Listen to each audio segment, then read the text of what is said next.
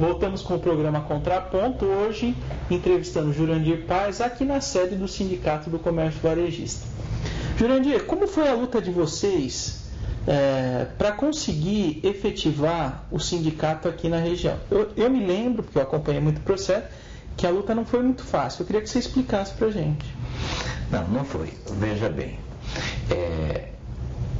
quando se criou essa entidade, até então, quem representava, como eu falei há pouco, eram vários sindicatos. E entre esses, vamos dizer que 6 foram para a Justiça. Quais foram? Foram o Sindicato do Comércio Varejista em matéria de construção, Sindicato do Comércio Varejista de material óptico, elétrico, enfim. Por que foram? Porque eles eram sindicatos estaduais e, na ocasião, acharam que estavam perdendo base com a fundação desses sindicatos. É natural, é o espírito de corpo, cada um defende o seu, mas o que na ocasião, principalmente esse grupo de empresários idealizador do sindicato, foi no seguinte sentido: poxa, porque eu vou lá em São Paulo discutir uma coisa que eu posso discutir com o meu funcionário aqui. Veja bem, tem uma coisa que conduziu melhor ainda as negociações, que já existia o Sindicato dos Empregados. Aqui em Osasco, que é o Sindicato Comerciário. Então, veja o absurdo que acontecia. Saiu o SECOR daqui para ir lá na FEComércio em São Paulo discutir o aumento, a horas extras, as condições de trabalho para prevalecer na nossa região. Imagino que outros sindicatos também, porque, pelo que você está dizendo, todos os sindicatos comerciários se reuniam com os sindicatos varejistas lá na FEComércio, né? Na FEComércio, com certeza. Ou seja, a solução de um nem sempre é a solução de outro. Exatamente, mas nesse caso, até então era. O que se assinava para Ribeirão Preto, Rio Preto, certo? Conchas, é o que valia para nós aqui. E a nossa realidade já era outra.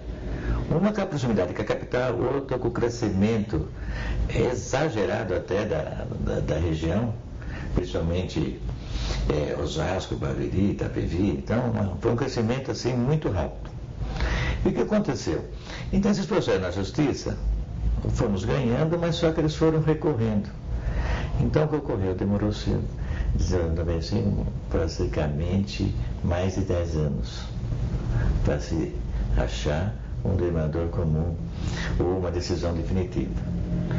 Com a decisão definitiva... A decisão definitiva que você fala é a instalação da sede... Não, a decisão definitiva é judicial, onde a Justiça reconheceu legalmente a validade da fundação desse sindicato. Essa é a decisão definitiva. Para essa decisão ocorrer, vocês tiveram que abrir mão de alguma categoria? Muito pouco. Quando saiu fora da nossa representação, apenas a carne fresca, varejista de carne fresca, e por acordo material de construção e gênero alimentícios. Esses 2 outros foi por acordo.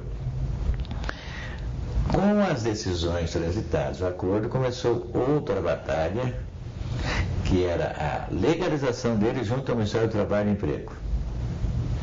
Aí outra caminhada cansativa, porque você faz os requerimentos lá, falta de funcionário, falta de interesse, a máquina governamental sempre emperrada. Vocês têm que representar junto a quem?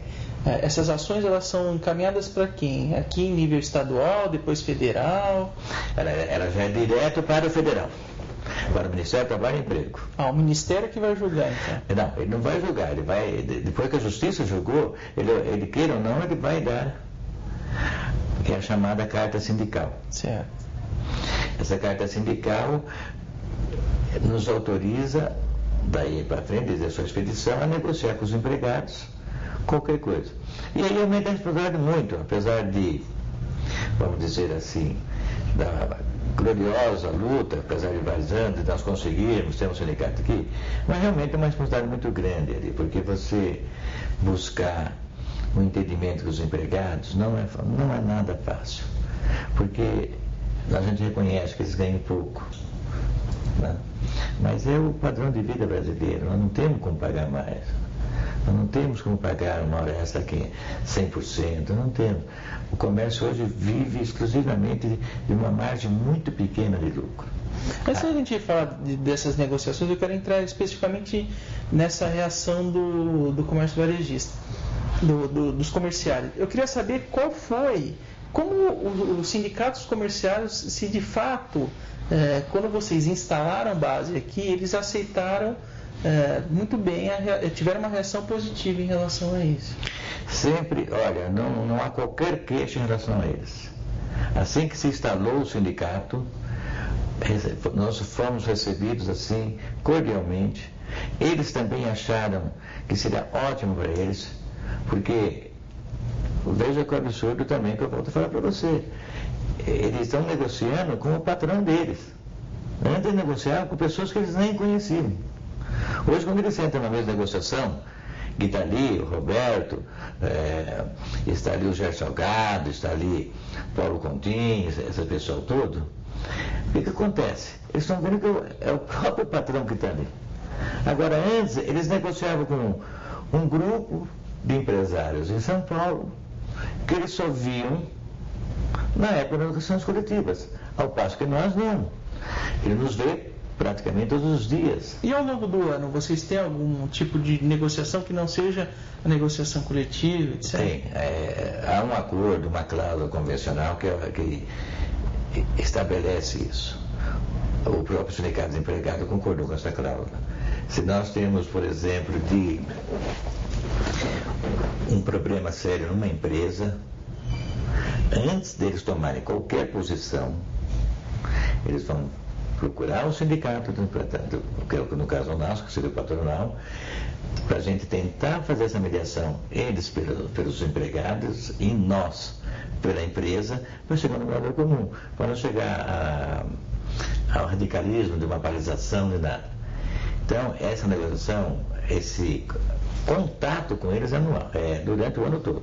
Ô Jurandir, pode ser até uma impressão minha, mas depois que o sindicato varejista veio para Osasco, e atendendo logicamente a região, apesar de Osasco ser o polo mais forte do comércio da região, me parece, pode até ser uma suposição que eu esteja colocando e não seja muito real que eu falar, mas me parece que o volume e o número de greves diminuiu aqui em Osasco e região. Não sei se a percepção é válida. Ari, não é percepção, é uma constatação. Por esses motivos que eu já elenquei agora há pouco, no passado, eles tinham de fazer uma greve porque não tinham com quem negociar. Em São Paulo, você passou a negociação coletiva lá daquele fim de ano, ninguém não sabe mais ninguém onde estão. Olha, chegou o cúmulo que eu fiz uma pesquisa, 90% das lojas de Osasco região não sabiam o endereço da sede do sindicato deles. Só vinha no final do mês o boleto e tinha que pagar. Não sabia, olha. Então, não adiantamos nem eles quererem ir lá em São Paulo procurar. Porque, na verdade, é o seguinte, a FEComércio, ela faz aquele entrosamento no sindicato, mas cada um tem sua sede. Sim. A FEComércio, ela terminou a negociação coletiva, cada sindicato para a sua sede. E o nosso pobre empresário não sabia sequer onde era o endereço da sede desse sindicato. Então, hoje não. Hoje todos já estão sabendo, está localizado aqui. Se tiver críticas, pode vir aqui fazer. Se tiver elogios, pode vir fazer. Quer dizer, aqui virou realmente um ponto de encontro deles. Né? E eu espero incrementar muito isso. Inclusive, promovendo algumas ações culturais, algumas ações também em conjunto com os empregados, para quê? Para tentar fazer alguns cursos, melhorar a atividade profissional de cada um, a qualificação, requalificação profissional, porque é muito dinâmico hoje o mercado. Então, hoje uma máquina, quando eu falo máquina, entende-se ali de cartão de crédito, de caixa, certo? Daí 3 meses pode estar diferenciado, ainda mais com essas normas do governo, mudando todo o sistema de arrecadação, o sistema que o nosso grande peso é a mão do governo. E se não tiver funcionários habilitados para operar tudo isso, também não temos de agradecer os contadores que prestigiaram sobremaneira a fundação desse sindicato. Para eles também foi ótimo, porque eles não precisam mais, eles também não sabiam onde socorrer pegar uma convenção coletiva. Ô Jurandir, vou te interromper um pouquinho. A gente vai fazer um intervalo e eu quero voltar um pouco nessas questões dos cursos, que eu acho importante também, e da negociação coletiva, como são as negociações. A gente volta daqui a pouco entrevistando Jurandir Paes.